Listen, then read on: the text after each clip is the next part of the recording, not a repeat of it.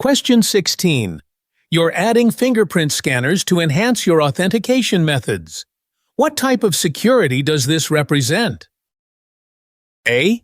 Access control. B. Biometrics. C. Physical barriers. D. Softening. Correct answer. B. Biometrics.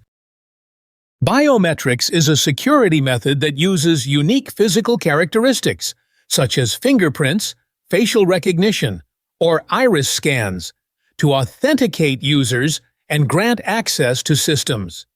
This method ensures that only authorized individuals whose unique biometric data matches what is stored can access the system, making it a highly secure form of authentication. Why the other options are incorrect? A. Access control. Access control means deciding who is allowed in and who is not. It includes many methods like passwords, ID cards, and, yes, even biometrics. Access control like a security system. Biometrics, like fingerprints, is just one tool inside that system. C. Physical barriers. Physical barriers are things like walls, fences, doors with locks, or gates. They physically block people from getting in. A fingerprint scanner does not block someone physically. It's just a way to check your identity. D. Softening. It usually means to make something less strong or hard, like softening a target in military terms, but it has nothing to do with authentication or fingerprint scanners. Question 17. In a Windows Server environment, which hierarchical database structure allows for centralized control over network devices and resources? A. Home group. B. Active Directory. C. Work group. D. Windows domain. Correct answer. B. Active Directory. Active Directory is a hierarchical database structure used in Windows Server environments. It allows centralized management and control of users, computers, groups, resources, like printers, shared folders, security policies. It organizes data into domains, organizational units, and trees, enabling administrators to apply policies, set permissions, and control access. Why the other options are incorrect? A. Home group. Home group was a simple file and printer sharing feature for home users, not for business or server environments. It has been removed from Windows 10 and is not part of a centralized management system. C. Work group. A work group is a basic peer-to-peer network where each computer manages its own users and settings. It's not scalable or efficient for large networks. D. Windows domain. A Windows domain is a type of network that uses Active Directory to manage computers, users, and resources. When a computer joins a domain, it becomes part of a network that is centrally managed by a Windows server. However, the question asks specifically about the hierarchical database structure that provides this control. That structure is called Active Directory, not the domain itself. Question 18. What type of malware similar to phishing specifically targets high-ranking corporate individuals? A. Sea phishing. B. Corporate espionage. C. Deep sea phishing. D. Whaling. Correct answer. D. Whaling. Whaling is a type of phishing attack that specifically targets high-level executives or important individuals in an organization, such as CEOs, CFOs, or other top-level management. The term whaling is used because the targets are the big fish in the organization. Whaling attacks are carefully crafted and often look like urgent business emails, such as legal notices, invoices, or messages from other executives. The goal is usually to steal sensitive information, trick them into transferring money, gain access to corporate systems. Why the other options are incorrect? A. Sea phishing. Sea phishing is not a recognized term in cybersecurity. B. Corporate espionage. Corporate espionage refers to spying on a business to steal trade secrets or confidential data.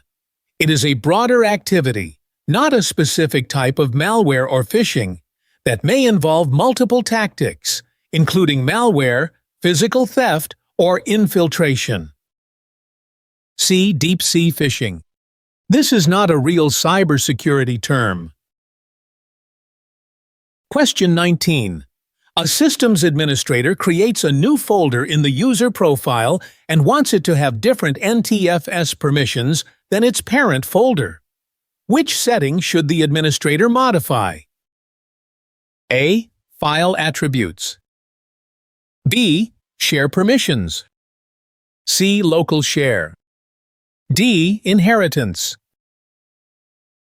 Correct answer. D. Inheritance. In NTFS, New Technology File System Permissions, when you create a new folder inside another one, it automatically inherits permissions from the parent folder.